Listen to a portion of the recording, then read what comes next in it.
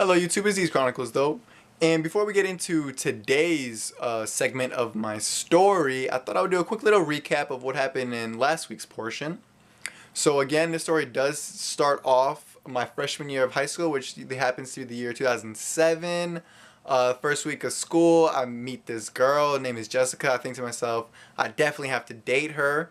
After a few months of a delay, finally we get to December, which is the time that we actually begin to start dating. And that's going to be where this segment takes place. Alright, so me and Jessica are finally dating.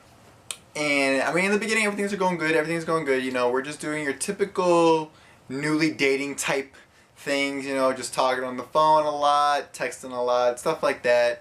And as we're getting closer, she tells me that she wants me to meet her best friend. And I thought that was kind of weird, because I'm like, I probably already know her. And the thing is, though, that Jessica actually, she moved to my school. So she actually lived in, it was just only like one town away, but it was a different school district. So she moved from there into the school district that we currently go to. And so her best friend actually goes to a different high school. So I was like, oh, okay, I mean, I understand, that's cool, we can, I mean, I'll do it, like, it's not like I'm opposed to meeting your best friend, right? And so she decides, at this time, it's basketball season at school, so she decides that she wants to go to, like, one of the basketball games, and then she'll just have her friend go there, and then I'll just meet up with them, and then it'll just, like, be us three all hanging out at the game, right? So I'm like, alright, that's fine. And she actually, the house that she moved to is by the campus that holds the basketball games. So again, like I was saying before, my high school is divided into two campuses. One campus is freshman, sophomore, which is actually by my house, and then the other campus is juniors and seniors, which is by Jessica's house. So the basketball games were at the campus for the juniors and seniors, and she was there before me. So I get dropped off.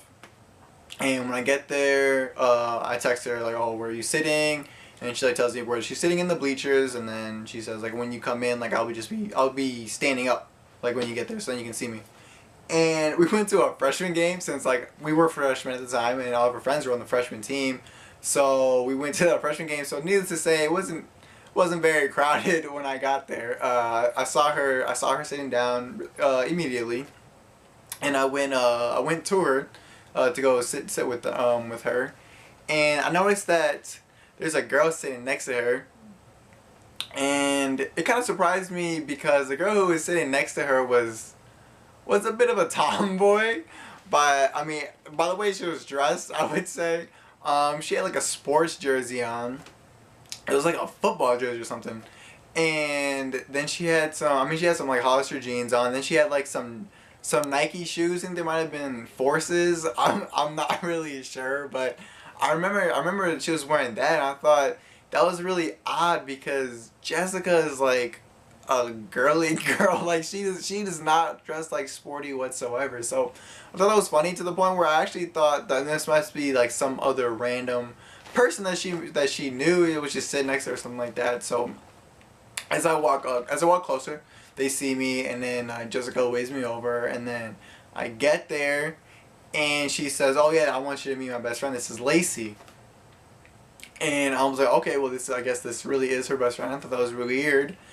But also at that same time, I realized, shit, her best friend is like just as hot. What the fuck? Like, this is bad. Like, immediately I thought this is a bad scenario, because what's gonna happen is I'm gonna end up being attracted to her best friend, and that's not a good look. Like, that's not a good look. So I'm just thinking like, how am I gonna like curb this, right? And I thought, well, she doesn't even go to the school. Like, I don't have anything to worry about. She doesn't even go to the school. I will literally never ever have to even be around her or even see her or anything like that, for that matter. The only way I would ever see her is if she's third wheeling a date with me and Jessica, right? So even though I thought she was really attractive, I kind of just brushed it to the side. I was like, alright, this is not going to develop into something dramatic, right? I'm just going to stop it. I'm going to just cut it right there, and that's that. And so I sit down, and again, I'm trying to show Jessica that, like, you know, you want me to meet your friends, so I'm gonna like put the effort in and actually like get to know them and everything like that. So when I sit down, instead of sitting down next to Jessica, I actually end up sitting down next to Lacey. And so we're sitting down, we're just talking, you know, just doing a very, very casual conversation, like how long have you guys known each other, stuff like that. And I mean, everything's going fine. The game's going. We're watching the game. We're all talking. Everything's very, very normal. Everything's very casual.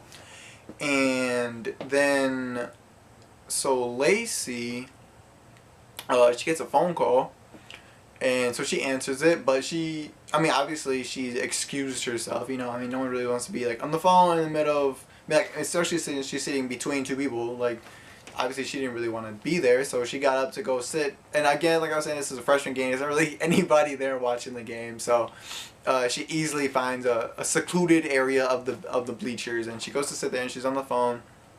And then Jessica just ends up sliding next to me, and then we're talking. Everything's going fine, just watching the game and everything. And I noticed that Lacey's kind of been gone for quite a while. I thought that was a little weird, so I look around, and then I see where she was sitting, and then she wasn't on the phone anymore, but she was still just sitting by herself. So I was a little confused, but I mean, it's not like it was anything to worry about or anything like that. So I just left it alone. I was like, oh, she probably just got off the phone right now, and then she'll come back and sit with us. So then again, like me and Jessica just talking and everything like that. Everything's going fine, and I noticed that Lacey's still not back, and it's been a while. So I look at her again. She's still sitting by herself, like not even looking at the game though. She's just like looking down, and I kind of had a feeling that I should go talk to her to see what's wrong, right? And I mean, Jessica didn't care because, to be honest, at this time she was on her phone. Like, I guess maybe I got boring, I don't know, but she was just on her phone. So I was like, whatever. While you're on your phone, I'll just go talk to your friend. And so I get up and I go sit next to her, and then I mean, I asked her like, is anything wrong? Like, what's going on? And then she says nothing. She says she's fine, but when she says it, like, you know, when someone wants to cry, but they're like holding it back, and you can like hear it in their voice. That's what she sounded like. And I'm not really the type of person who is just gonna like walk away from a situation like that. If I see that I had the potential to help somebody, like, I'm going to do it. So even though it's not my friend or anything like that, I felt compelled and obligated to stay there and talk to her to see what's going on. And I mean, she doesn't know me or anything like that, so obviously she doesn't tell me what's going on, but I mean, that's alright. That's expected. So I tell her, I say, you know, whether or not you want to tell me, that's kind of irrelevant to me, because at this point I'm involved and I'm not going to just leave you alone. So I'm just going to sit here and we can sit in silence. And that's totally okay with me, because at least you'll have like some company and you won't just be totally alone. And I mean, she agrees to it. She doesn't talk or anything like that, but she says it's fine for me to sit there. So I'm sitting there, and a little bit of time goes by, and Jessica, I guess she finally realized that we weren't coming back. So then she goes to walk over to sit with us, and then she asks Lacey, like, you know, what's going on? What's wrong? And then again, like, I'm a stranger, so I'm sure she feels uncomfortable, like, saying what's going on. And then I chime in again, you know, trying to cheer up the mood, or even like come to some way to like move past it, right? So I'm like, you know what? Like, in a pretty humorous tone, I say, this is a safe circle. Like, you don't have to worry about us like saying anything about it. Like, the problem could be as simple as, like, I don't know, you found out your fish died. Even though, now that I'm thinking about it, maybe that could be upsetting, but whatever. I mean, it could be something trivial. That's what I'm trying to say. And so she decides to tell us like what's going on, and she says that So the phone call she got was from, she has a younger brother, and apparently her parents had gotten in a fight, and he just got scared, and he called her, and then he was crying, and she felt upset because she wasn't there to help him. Which, I mean, it's pretty sweet, you know, that she felt like that about her younger brother. She wanted to, like, protect him, kind of.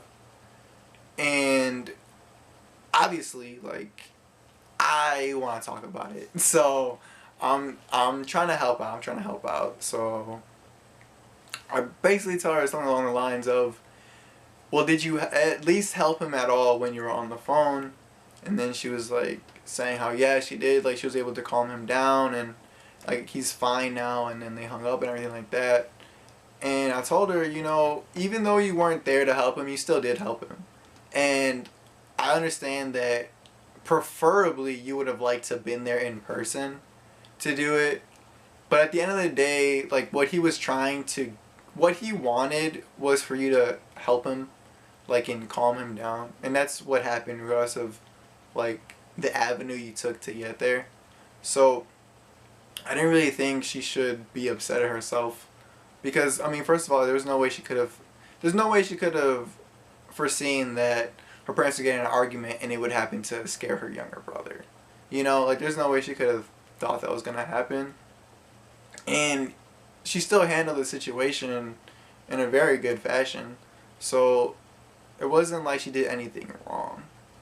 And I think she kind of understood that herself already, but it's one of those things where it's like, it makes you feel better when you hear someone else either agree with you or say something that you know makes sense, and it's like, since someone else also sees it, like, it makes it better, I guess. And I mean, she ended up being fine after that, and then we went back to sitting where we were. I mean, because we were sitting pretty high up, so we couldn't really, I mean, where we were sitting originally was kind of like front row, so we could see the game really close. So we went back to sitting where we initially were, and then the rest of the day, I mean, it was fine. Everything was great. So the game ends, and I mean, we all go home. We all get picked up. We all leave and everything like that. And that night, I was talking to Jessica. We're just talking, and then she brings up, like, oh, you know, just so you know, I was talking to Lacey about, like, how everything was going, and she was telling me that, like, she thought you were really cool. She like was glad that I was dating, like, I had a cool boyfriend that was, like, super chill and everything like that. And I was like, damn, this sounds good to me. Like, I already think that about myself. So to hear, like, your best friend say that to you about me, like, that's giving me nothing but, like, cool ass points. You know what I'm saying? Like, so I was like, yes. I accomplished what I was trying to do, which was impressing her best friend, so that way she would be in Jessica's ear talking about, yo, this guy's super cool. You should definitely not, like, screw him over, kind of thing. You know what I'm saying? Or, like, I mean, not even that, but just, like, I would have, like, someone on my side. So in case anything ever to happen, or, like, we get in arguments or some shit goes down, like, I would always have her best friend in her ear saying, like, you know, Dylan's pretty cool. You shouldn't, like, worry about it. You know what I'm saying? So I was happy about that. But the problem was, like, when I left, what I took away from the entire experience was, even though we were only there for a handful of hours, maybe like 2-3 hours or something like that, I walked away thinking, damn, dude, I think I'm into her best friend more than her. Shit, this is gonna start drama.